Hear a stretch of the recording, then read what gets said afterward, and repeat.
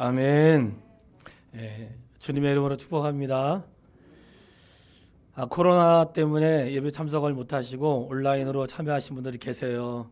아침에 통화는 드렸는데 모든 상황에 우리를 부여하게 하신다는 주께 감사드리고, 혹시 우리가 인생의 위기를 만났어도 우리는 인생의 백신 대신 예수 그리스도를 이미 믿는 사람이니까 모든 어려움과 고난에도 잘 이겨나갈 수 있게 되기를 주님의 이름으로 축복합니다.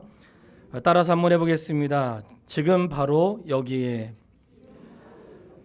제가 주보를 수요일날 항상 하는데, 수요일날 하고 난 다음에 제목을 바꾸고 싶을 때가 있어요. 그래서 오늘 분예일이라고 하는 내용도 본문에 소개가 다 되어 있는데 묵상하다가 제목을 좀 바꾸고 싶었어요. 그래서 본문은 다 갖고 제목만 지금 바로 여기에 이 말씀을 드리고 싶은데, 아마 한 주간 전쯤인가 제가 밴드에 글을 하나 올렸는데, 체스 페이퍼 폴딩이라고 하는 그런 글을 하나 올렸어요. 집사람이 학교에서 그 캠프를 하는데, 그때 거기에 아이들을 지도하는데 이 정사각형에 16개의 면이 있고 양쪽으로 숫자가 1번부터 8번까지 숫자가 있었는데, 이 숫자를 맞추는 그런 게임이었어요.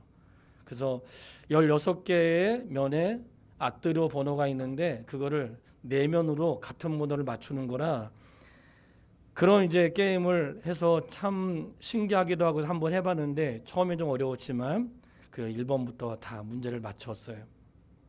맞춘 다음에 생각을 한 거예요. 야, 이런 문제를 만든 사람은 정말 보통 머리가 아니구나. 어떻게 이런 문제를 만들 생각을 했지?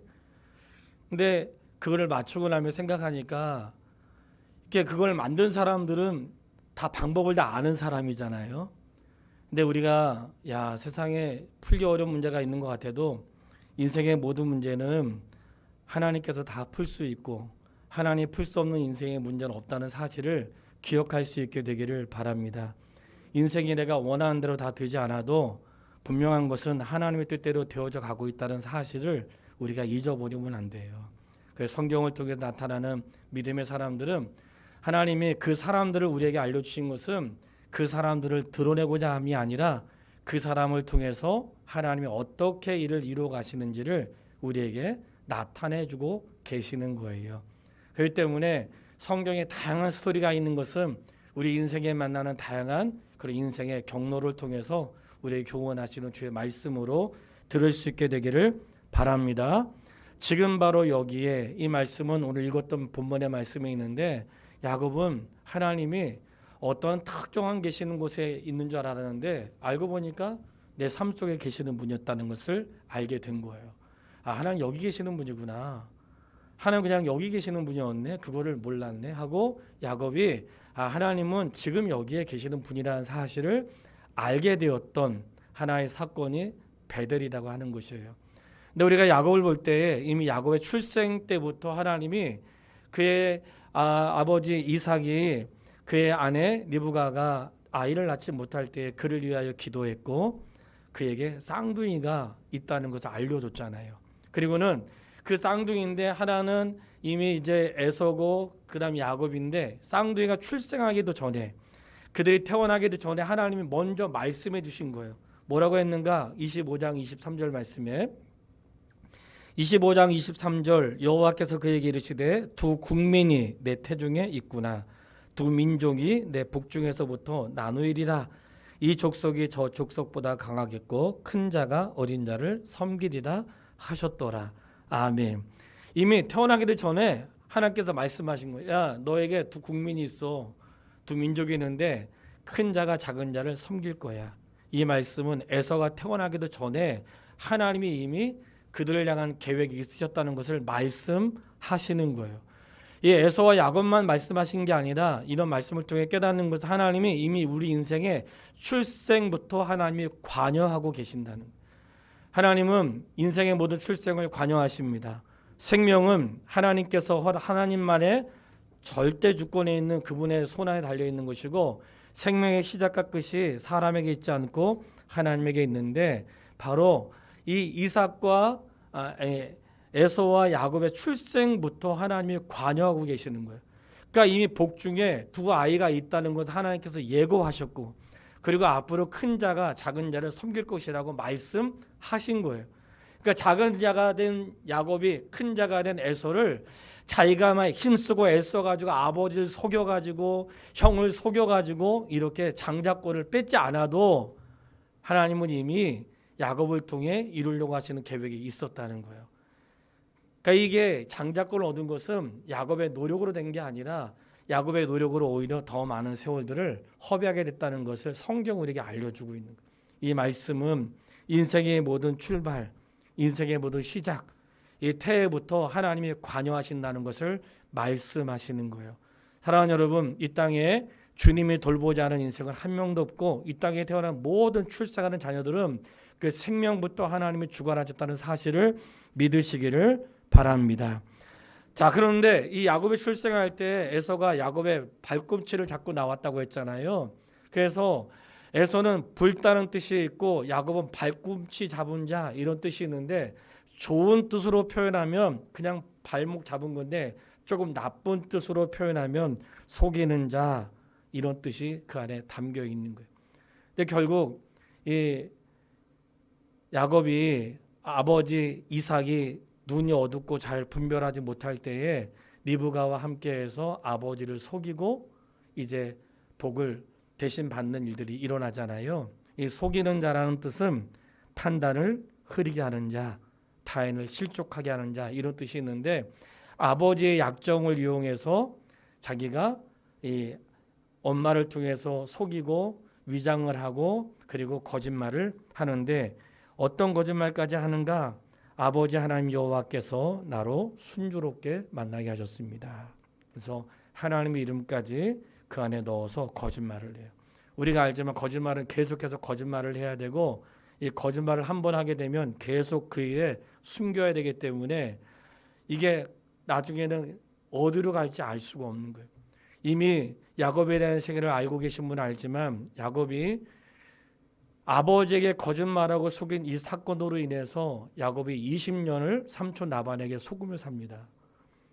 그러니까 성경은 선명하게 우리가 하시는 말씀이 있는데 그것은 무엇인가? 스스로 속이지 말라. 하나님은 업신여김을 받지 않으시리니 사람이 무엇으로 심든지 그대로 거두리라. 갈라디아서 6장 7절 말씀이에요. 사람이 무엇으로 심든지 그대로 거두리라. 이 말씀은 예수 믿는 사람도 내가 잘못한 거 심으면 잘못한 거 거두는 거예요. 내가 예수 믿으니까 다 통과되는 거 아닙니다. 예수 믿는다고 다 시험에 합격하고 예수 믿는다고 다 건강하고 그런 거 아니에요. 그런 거는 삶의 기준이 아니에요. 혹시 그 성도 중에 잘 살고 합격하고 잘 되는 것을 우리 삶의 기준과 신앙의 기준으로 삶으면 잘못 생각하고 계신 거예요. 그것은 삶과 신앙의 기준이 아니에요. 하나님이 허락하신 은혜일 수 있지만 그것이 잘 사는 것이 내가 형통한 것이 신앙생활을 잘한다는 것으로 대신할 수 없다는 거예요. 우리는 때로는 잘 되지 않고 넉넉하지 않아도 끝까지 바른 길을 가고 믿음으로 심고 끝까지 선한 일에 서는 것이 그 뒤에 있을 하나님의 영광을 바라보는 길이라는 것을 기억할 수 있게 되기를 바랍니다. 에서와 야곱은 몰랐지만 그의 출생에 하나님이 관여하셨어요. 그리고는 자기가 거짓말을 통해서 집을 떠나게 되었는데 떠나게 될 때 우리는 이제 본문의 시작이 되는 거죠. 야곱이 브엘세바를 떠나 하란으로 향하여 가는데 당시에 한 사람이 떠난다는 것은 굉장한 두려움이 있는 거죠. 가족을 떠나는 것뿐만 아니라 다른 지역을 간다는 것은 요즘도 혼자 어디 멀리 간다는 것은 굉장히 위험하고 좀 감수해야 될 일들이 있죠. 그러나 그 시대에는 온갖 누군가 들짐승도 있을 수 있고 그 가는 길에 여러 민족이 살고 있는데 보호를 받지 못하는 굉장히 두렵고 어려운 길일 수 있는 거예요. 그래 바로 옆 동네로 가는 게 아니라 처음 아버지 조상, 할아버지 조상이 출발했던 하란 땅에 그곳으로 가는 것이기 때문에 긴 거리를 가야 되는데 두려움이 있죠. 근데 그 두려움 날에 꿈을 꾸는데 꿈속에서 하나님이 그를 만나 주신 거예요. 여러분 지금도 하나님은 꿈을 통해서 우리에게 말씀하실 수 있으세요. 말씀하세요. 우리가 기도의 응답을 할 때에 때로는 꿈을 통해서도 지금도 말씀하시고 깨닫게 하신 일들을 이루어 가십니다. 그런데 계시의 말씀, 계시의 말씀으로는 꿈을 통해 하지 않으신다는 것을 알고 계셔야 돼요. 왜냐?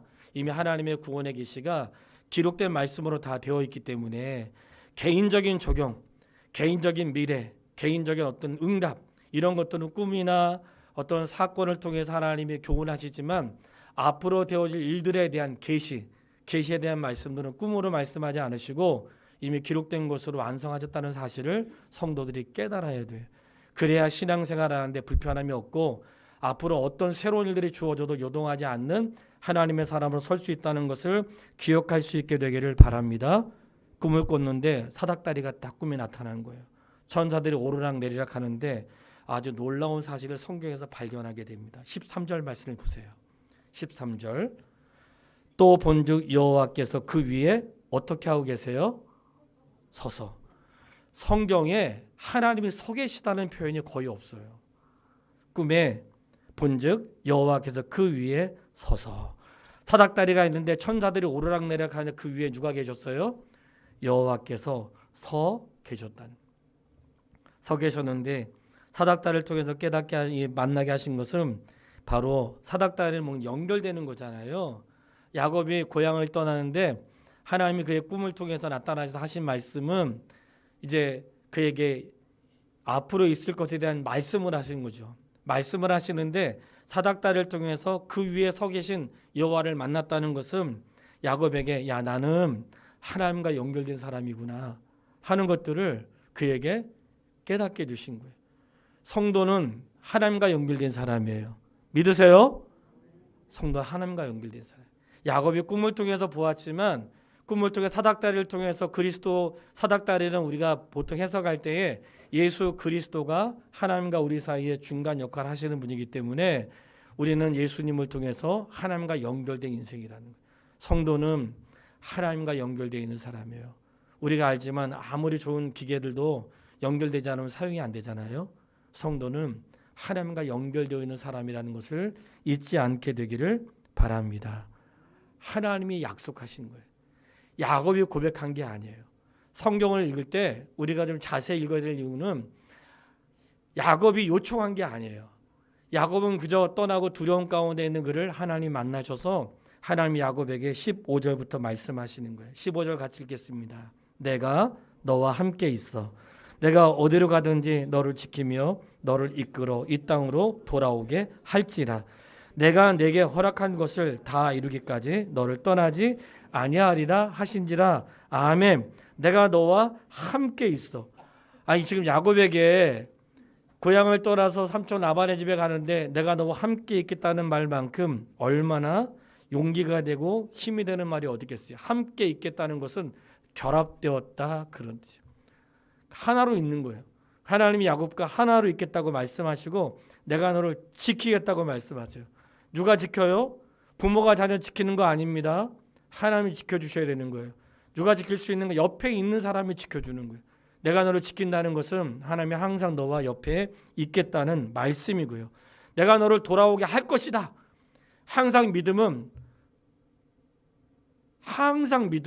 돌아오게 할 것이라고 하는 마치 이루어진 것처럼 말씀하신다는 거예요. 되어지지 않았지만 마치 된 것처럼. 아직 하나님 나라에 들어가지 않았지만 하나님 나라의 백성인 것으로 이미 말씀하시는 거예요. 믿음은 항상 내 손에 잡히지 않았지만 잡힌 것으로 말씀하시는 거예요. 야곱에게도 너가 돌아올 때까지 내가 너와 함께 할 것이고 너에게 향한 모든 계획이 이루어질 때까지 너를 떠나지 않을 것이다.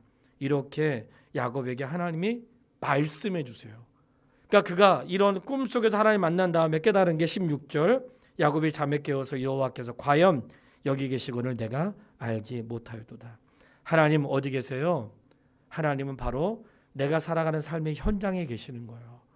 하나님은 성전에 계시는 분이 아니고 하나님은 예배당에만 계신 분이 아니라 하나님은 내가 살아가는 삶의 그 자리에 계시는 분이에요. 그래서 하나님은 이 솔로몬이 하나님의 성전을 지은 다음에 하나님께 이제 예배를 드리잖아요. 예배를 드릴 때 하나님 이곳에 살펴주시고 이곳에 머물러 계시고 할 때에 이 성전이라는 개념은 이 세상에 하나님의 이름을 두는 곳, 그런 뜻이에요. 오늘 예배당은 이 세상에 어느 장소가 있어야 될 거 아니에요. 뭐 예배를 드려야 되는데 모든 곳이 다 하나님의 곳이 맞지만 예배드릴 장소, 그래서 예배당은 예배드리는 장소로 우리가 그분을 예배하는 곳이 되는 것이고 하나님은 예배당에만 계시는 게 아니라 어느 곳에 계시는 분인 것을 야곱이 깨달았다는 거예요. 근데 언제 깨달았는가? 집을 떠나서 공고한 삶을 시작할 때, 그때 하나님이 야곱을 만나 주었고 하나님이 야곱에게 말씀하신 거예요. 약속은 누가 하는 거예요? 약한 사람이 아니고 줄 수 있는 사람이 힘이 없는 사람에게 하는 거예요. 약한 사람, 아무것도 줄 수 없고 내가 베풀 게 없고 가진 게 없는데 무슨 약속을 하겠어요? 그거는 완전히 거짓말이죠. 약속은 누가 하는가? 할 수 있고 권세가 있고 윗사람이 하는 거란 말이에요. 근데 약속을 하나님이 야곱에게 하시는 거예요. 마찬가지로 우리가 하나님께 하는 것 같지만 하나님이 우리 인생에게 말씀하신 거예요. 야곱에게 하셨던 것처럼 내가 너와 함께 할 것이고 너가 너를 떠나지 않을 것이고 너가 여기 돌아올 때까지 내가 이 모든 일을 이룰 때까지 너와 함께 할 것이다. 하나님의 약속의 말씀이 있는 거예요. 자, 이렇게 하나님의 약속의 말씀이 있은 다음에 야곱이 고백을 해요. 20절 말씀인데 야곱이 서원하여 이르되 하나님이 나와 함께 계셔서 내가 가는 이 길에서 나를 지키시고 먹을 떡과 입을 옷을 주시어, 이 말씀인데 야곱이 서원하여 이 말씀을 두 가지로 얘기하더라고요. 하나는 하나님 만약 이렇게 해주시면, 만약 하나님 나에게 이렇게 해주시면 제가 나에게 입을 옷과 뭐 먹을 것과 입을 걸 지켜주시고 내가 다시 돌아오게 해주시면, 만일 이렇게 해주시면, 이렇게 해석하는 사람도 있고 또 한쪽에서는 왜냐하면 이렇게 해석하는 분도 있는데, 왜냐하면 제가 앞으로 제가 돌아와 가지고 이곳에 하나님의 집을 세우고 제가 11조를 드리고 하나님을 경외하는 것은 왜냐하면 하나님께서 나와 함께 하시고 나를 여기까지 인도하여 주셨기 때문입니다. 이렇게 고백이 된다는 거예요. 그러니까 이게 두 종류로 해석할 수가 있는데, 이 말씀 보면 왜냐하면 이 말씀, 만일 하나님께서 정말로 그렇게 하신다면 이렇게 이해할 수 있는 사람도 있고, 왜냐하면 제가 이렇게 할 수 있는 것은 하나님이 나와 함께 하시기 때문입니다 라고 고백하는 그런 해석이 있다는 거예요. 그러나 분명한 것은 우리가 야곱이 이렇게 하나님을 만난 자리에서 고백했던 것은 하나님이 바로 여기 계시고 나를 돌보신다는 그 확신이 야곱의 생애 가운데 뿌리를 내리게 된 거예요. 사랑하는 성도 여러분, 하나님은 우리와 함께 하시는데 참 놀랍게도 하나님을 만나는 어떤 기회가 평안할 때보다는 내 인생에 불안하고 뭔가 내 삶에 어떤 누군가의 도움이 필요할 때, 그때 하나님을 만나는 기회가 됐던 거예요. 그러니 내 삶의 위기와 어려움을 너무 힘들게만 생각하지 마시고, 혹시 삶의 위기와 어려움이 있을 때에 하나님의 또 다른 기회를 여길 수 있는 믿음의 사람이 되기를 주님의 이름으로 축복합니다. 하나님이 여기 계시다는 사실을 알았어요. 그리고 삼촌 나반의 집에서 20년을 살아요. 이제 삼촌 집에 갔죠. 무사히 그 땅에 도착하게 됐고, 거기서 그의 딸, 삼촌의 딸 라헬을 사랑하게 되었는데, 라헬을 사랑한 까닭에 7년을 수일처럼 일했다는 거예요. 우리가 아는 것처럼 7년을 수일처럼 일했는데 저녁에 아무것도 안 보일 거 아니에요. 라헬이 들어오지 않고 삼촌 나반이 야곱을 속여서 라헬이 아니라 그의 언니인 레아를 침소에 들여보낸 거예요. 그러니까 아침에 일어나서 봤더니 내가 사랑하는 라헬이 아니고 레아였던 거죠. 그래가지고 또 속았네. 속아가지고 삼촌한테 말했더니, 야, 우리 고향에는 둘째가 먼저 가는 법이 없어. 그러면 진작 얘기해줘야 되잖아요. 그러니까 속인 거죠. 그럼 너가 일주일만 더 있어라. 그럼 내가 라헬도 내가 너에게 줄 테니까 앞으로 7년 또 일을 하도록 요청을 해요. 그러니까 7년을 또 다시 일을 해요. 그리고는 그 약속대로 레아와 라헬을 얻게 되는데, 아주 신기하고 놀라운 일이 생겨요. 야곱은 라헬을 사랑했어요? 레아를 사랑했어요? 라헬을 사랑했거든요. 성경에 라헬을 사랑했대요. 저는 성경을 보면서 하나님의 섭리와 오묘하심을 깨닫고 정말 감격할 때가 있어요. 이 짧은 시간에 설교를 다 할 수 없는 게 너무 속상하고 안타까워. 이거 다 하려면 한 1시까지 해야 되거든요. 그 중간에 갈 사람 많을까 봐 제가 빼놓고 하는 거예요.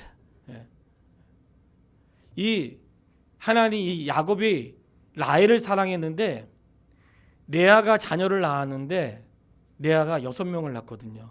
6명을 낳을 동안 라헬은 자녀를 낳지 못해요. 르우벤, 그리고 그 가족에서 자녀를 낳았는데 시므온, 레위, 유다, 이사갈, 스불론, 전부 다 이 라헬이 낳은 자녀거든요. 근데 제가 이 말씀을 드린 것은 라헬이 낳은 6가지 자녀 6명 중에 르우벤은 장자고 그다음에 시므온, 그 밑에 레위가 셋째고 유다가 넷째예요. 그리고 요셉은 우리가 아는 것처럼 그가 사랑하는 라헬의 자녀가 맞는데 요셉은 11번째거든요. 성경 요셉이 등장하니까 요셉을 굉장히 치켜 세울 수 있지만 놀라웠게도 약속의 자녀, 이 야곱이 사랑하지 않았던 레아가 낳았던 셋째 아들이 레위인데 레위가 나중에 어떤 지파가 돼요? 하나님의 전을 섬기는 지파가 되고, 넷째 레아가 낳았던 넷째 유다, 유다의 이름은 찬송이라는 뜻인데 이 유다는 이스라엘의 왕의 지파가 돼요. 앞으로 예수 그리스도의 혈통이 바로 이런 유다를 통해 나오거든요. 신기한 거예요. 아니 야곱은 라헬을 사랑했는데 이스라엘 역사에는 레아가 아주 중심으로 나오는 거예요. 그래서 이 레위 지파는 레아가 낳았던 셋째 아들인데 레위의 뜻은 연합이라는 뜻이 있거든요. 그러니까 이 사실을 보면 와, 하나님께서 사람이 할 수 있는 것들이 있고 할 수 없는 게 있구나.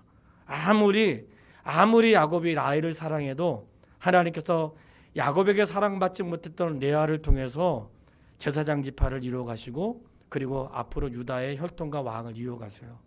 그러니까 이런 걸 볼 때 하나님의 섭리를 깨닫게 되는 거예요. 분명한 것은 야곱이 삼촌에게서 20년을 속아서 살았다는 거예요. 속아 살았는데 그의 재산이 점점 늘어나면서 한 가지의 스토리가 생기게 되죠. 이제 야곱이 얘기하는 건 삼촌, 나도 이제 결혼도 하고 자식도 있는데 저도 제 삶을 살아야 되지 않겠습니까? 그때 삼촌이 그래, 그럼 너도 이제부터 너의 재산을 살아라 해가지고 점이 있고 흠이 있는 것은 야곱의 것이 되게 하고 건강한 것은 삼촌의 것이 되게 하잖아요. 그런데 하나님이 그럴 때마다 야곱의 것을 점점 많게 하시는 거예요. 근데 야곱이 뭐 수를 써서 된 게 아니라 하나님이 복주기로 작정하신 거죠. 그런데 이런 약속을 이 라반이 그냥 한 번에 다 끝낸 게 아니라 그거를 몇 번이나 바꾼 거예요. 성경에 너무 자세히 기록되어 있어요. 한번 성경을 찾아보겠습니다. 31장 12절 말씀. 31장 12절. 우리 같이 한번 읽어보겠습니다. 이르시되 내 눈을 들어보라. 양떼를 탄 순양을 다 얼룩무늬가 있는 것, 점 있는 것과 아롱진 것이니라. 라반이 내게 행한 모든 것을 내가 보았노라. 이 말씀은 야곱이 점점 잘 되니까 삼촌이 바꾸자고 한 것이 10번도 넘는다는 거예요. 이상이 야곱이 맡으면 잘 되는 거예요. 그러니까 삼촌 라반이 야 바꾸자 해가지고 건강한 것은 야곱의 것이 되고 점 있는 것은 이 라반의 것이 되는데, 그러니까 또 야곱의 게가 많아지니까 또 바꾸기를 10번도 넘게 했다는 거예요. 그러니 야곱이 그렇게 삼촌 라반의 10번이 넘는 일이 있었지만 속상해, 얼마나 속상했겠어요. 근데 오늘 본문의 말씀은 하나님이 이 야곱에게 말씀하셨어요. 야곱아, 내가 삼촌 라반이 너에게 하는 행위를 내가 보았노라. 하나님 보고 계시다는 거예요. 야곱이 억울하게 눈욕을 쓰고 야곱이 그냥 삼촌이 자꾸만 자기가 잘하는 거 바꾸고 자기는 그냥 달라면 줄 수밖에 없고 바꾸면 바꾸자고 할 수밖에 없는데 이것을 하나님 보셨다는 거예요. 성도님, 하나님이 보세요. 하나님 보십니다.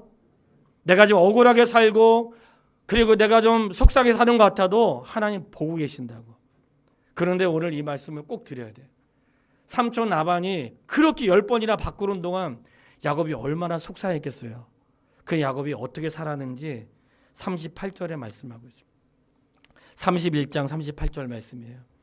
같이 한번 읽어보겠습니다. 31장 38절. 내가 20년을 외삼촌과 함께 하였거니와 외삼촌의 암양들이나 암염소들이 낙태하지 아니하였고 또 외삼촌의 양떼의 순양을 내가 먹지 아니하였으며 39절. 물려 찢긴 것은 내가 외삼촌에게로 가져가지 아니하고 낮에 도둑을 맞았든지 밤에 도둑을 맞았든지 외삼촌이 그것을 내 손에서 찾았으므로 내가 스스로 그것을 보충하였으며 40절. 내가 이와 같이 낮에는 더위와 밤에는 추위를 무릅쓰고 눈 붙일 겨를도 없이 지냈나이다. 아멘. 성도님, 저는 이 말씀에 너무나 부끄러웠어요. 삼촌 라반이 얼마나 거짓말하고 속이는지 10번이나 이상 속이고 그때마다 야곱이 얼마나 좌절됐겠어요. 근데 야곱이 성실함으로 응답하는 거예요. 그 10번이나 바꾸고 제사를 10번이나 바꾸고 그 야곱을 너무 힘들게 하는데도 야곱이 그의 제가 삼촌의 것을 성실함으로 하고 혹시 내가 잃어버린 거나 있으면 다 보충했는데 이 보충한 것은 해석을 보니까 야곱이 보충한 건 아니고 삼촌 라반이 달라고 했대요. 예. 삼촌 거 지키다가 잃어버린 거 있으면 야 너가 보충해. 그래가지고 자기 거에다 보충했다는 거예요. 이렇게 보충을 하고 밤이고 낮이고 엄청 그 추위를 무릅쓰고 그 일을 했다는 거예요. 그래서 추위를 무릅쓰고 그 일을 한 거예요. 저는 이 말씀을 읽는데 우리 청년들한테 하고 싶은 말이 생겼어. 야곱이 40절에 보면 낮에는 더위와 밤에는 추위를 무릅쓰고 눈 붙일 겨를도 없이 지냈대요. 요즘 것들은 그냥 추우면 춥다고 안 나가고 더우면 덥다고 안 나가고 힘들면 힘들다고 안 하고 세상에 일할 것이 없는 게 아닌데 일할 것이 많은데 힘들고 어렵고 힘들다고 안 한다는 거예요. 저는 이 야곱의 이런 성실을 보면서 목사로 회개했습니다. 그 청년들하고 우리 정말 성도를 정신 차려야 될 것 같아요. 너무나 삶의 중심 우리에게 주어진 시간들을 야 이렇게 보내면 안 되겠구나. 그런데 분명한 것은 삼촌이 그렇게 어렵게 하고 불편하게 했는데도 야곱이 성실함으로 반응한다는 거예요.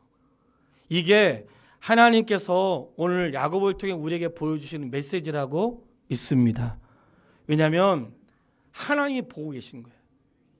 하나님이 보고 계세요. 지금 바로 여기에 지금 바로 여기 하나님 보고 계신 거예요. 삼촌 라반이 그렇게 야곱을 속여도 야곱은 지금 바로 여기에 계셨던 베델의 하나님을 만났고 그 지금 바로 여기에 함께 하실 그분을 믿었던 거예요. 삼촌은 나를 속여도 하나님 나를 속이지 않으시고 내 인생의 긴간에 공고하고 어려움이 있지만 하나님의 인도하심을 믿었다는 거예요. 그리고는 삼촌 라반에게 이때 이 야곱이 고백하는 말씀이 31장 42절에 나와요. 31장 42절 우리 아버지 하나님 아브라함의 하나님 곧 이삭이 경외하는 이가 나와 함께 계시지 아니하였더라면 이게 뭘까요? 야곱은 20년을 세월 동안 하나님 나와 함께 하신다는 사실을 믿었던 거예요. 오늘 우리가 확신해야 될 것은 하나님 바로 여기 이곳에 계십니다. 내 삶의 현장에 계시는 거예요. 내가 추위를 무릅쓰고 더위를 무릅쓰고 삼촌에게 억울한 일을 만나고 10번이나 바꾸는 말도 안 되는 상황을 내가 겪고 있는데 하나님 말씀하시는 거예요. 야곱아 내가 다 봤어. 봤다는 거예요. 오늘 성도에게 하시는 말씀이 뭐예요? 하나님은 너가 은밀한 곳에서 기도할지라도 내가 다 보고 있어. 너가 아무도 모르게 선한 일 할 때도 내가 보고 있어. 하나님 아신다는 거예요. 그러니까 우리가 구차하게 자기의 의로움을 나의 행위를 누군가에게 알려고 애쓰고 머무르시지 말고 하나님 다 보고 계세요. 이 사실을 믿고 내가 어떤 상황이 있든지 주를 경외할 수 있는 하나님의 사람이 되기를 바랍니다.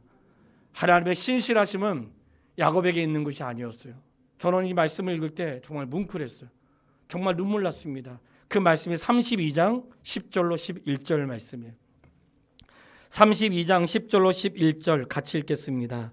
나는 주께서 주의 종에게 베푸신 모든 은총과 모든 진실하심을 조금도 감당할 수 없사오나 내가 내 지팡이만 가지고 이 요단을 건넜더니 지금은 두 때나 이루었나이다.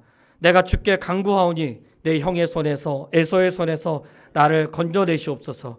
내가 그를 두려워함은 그가 와서 나와 내 처자들을 칠까 겁이 나기 때문이니이다. 아멘. 이 말씀에 나는 주께서 주의 종에게 베푸신 모든 은총과 모든 진실함을 조금도 감당할 수 없사오나 이게 뭘까요?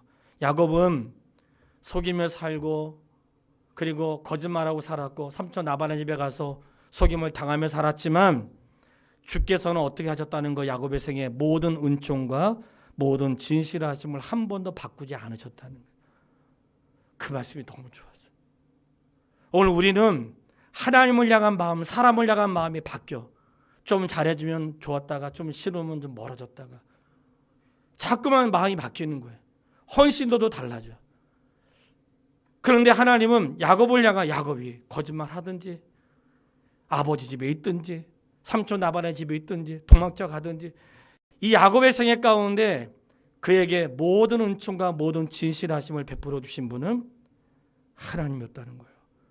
그가 지팡이만 가지고 나왔지만 한때 두 때를 이루는 엄청난 거부가 된 것은 하나님의 은총과 그분의 진실하심 때문이었다는 거예요. 성도님 잊지 마세요.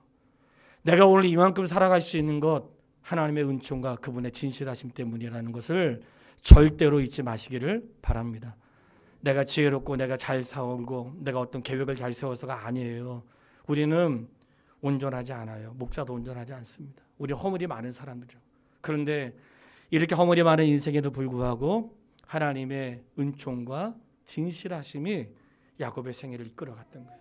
그리고 그 밤에 두려움고 떨리는 마음, 그 밤에 에서를 만나야 되는데 만나기는 어렵고 그때에 그 밤에 하나님이 야곱을 만나시는데 그를 씨름했잖아요. 씨름을 하는데 그 씨름했던 그 장소가 바로 밤새도록 씨름했으니까 그가 얼마나 갈급했으면 하나님 나에게 당신 나에게 복 주지 않으시면 내가 당신을 놓지 않겠습니다. 그 정도로 야곱이 갈급했던 거예요. 왜냐하면 하나님이 약속의 말씀이 있었지만 에서를 만난다는 건 두려움이거든요. 왜냐하면 에서가 400명 사람 데리고 온다 그러지 자기가 뭐 선물 보내도 그걸로 안 되는 거예요. 그 두려운 마음에 그 밤에 홀로 그 밤을 보낼 때에 하나님이 천사를 통해서 그와 씨름하게 하시고 밤새도록 씨름하는데 야곱이 그 손을 놓을 수 없는 거예요. 그리고는 그 밤에 그 새벽에 이제 그의 환도뼈를 친 거죠. 그랬더니 그가 말하는 거야. 나를 축복하지 않으면 내가 당신 놓지 않겠습니다. 그 정도로 야곱이 다급했던 거예요. 그때 하나님이 야곱에게 그의 생에 잊을 수 없는 놀라운 사건을 행하세요. 야곱아, 너 이름은 이제부터 야곱이 아니라 이스라엘이라고 해라. 너가 지금 야곱 발 뒤꿈치 잡은 자, 속이는 자, 속고 지내는 자로 살았지만 이제는 이스라엘 하나님과 겨루어 이긴 자로 살아갈 수 있도록 그 밤에 그를 만나주세요. 그가 그것을 만나고 하나님을 대면하여 보았다고 하여 그곳 이름을 분이엘이라고 했고 그것을 기념하여 세웠다는 거예요. 뭘 느낀 거예요? 하나님이 야곱을 또 만나주신 거예요. 언제 만났어요? 그가 삼촌 라반을 떠나서 에서를 만나야 되는데 두렵고 떨리는 그날 그 밤에 홀로 있을 때 하나님 그를 만나신 거예요. 그를 만나서 밤새도록 씨름했던 그에게 기회를 주신 거죠.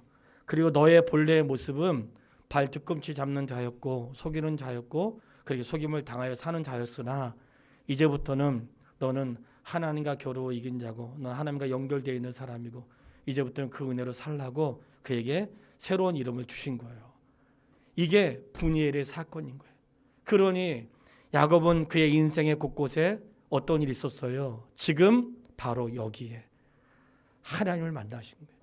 그가 베델을 떠나 고향을 떠날 때 베델에서 하나님이 바로 여기 계시다는 사실을 알았고 그 삼촌 라반의 집에서 20년을 있는 동안 그가 깨달은 것은 삼촌이 그렇게 속이고 또 속이는데 성실함으로 응답했던 그 야곱에게 주께서 말씀하신 것은 내가 라반이 너에게 하는 것을 보았다고 말씀하시고 그가 그의 생애 가운데 고백하는 것은 이 긴 세월 동안 자신은 그렇게 불편하게 살았지만 하나님의 모든 은총과 신실하심이 자기를 한 번도 떠나지 않았다고 고백을 했단 말이에요. 하나님은 지금 바로 여기에 계신단 말이죠. 사랑하는 여러분, 바로 성도가 이 땅에 살아갈 수 있는 삶의 힘은 내가 아무리 어려워도 견딜 수 있는 것은 지금 바로 여기에 그분이 계세요. 내가 속임을 당하고 억울한 일을 당하고 내가 힘겨운 일을 당해도 하나님의 사람들이 견디는 것은 지금 바로 여기에 보고 계시는 그분이 계신 거예요. 그 때문에 우리는 사람을 의식하며 살지 않고 하나님 앞에서 부끄럽지 않게 살려고 애쓰고 노력하는 것입니다. 그것을 오늘 칼럼에 담은 거예요. 하나님은 지금 바로 여기에 계시는 분이세요. 우리가 생애를 사는 날 동안 늘 나와 함께 하시며 나를 돌보시는 그 생애를 기억할 수 있게 되길 바라고, 야곱의 생애는 야곱 한 사람의 생애가 아니라 하나님께서 그를 이끌어 가시는 생애라는 것을 기억할 수 있게 되기를 바랍니다.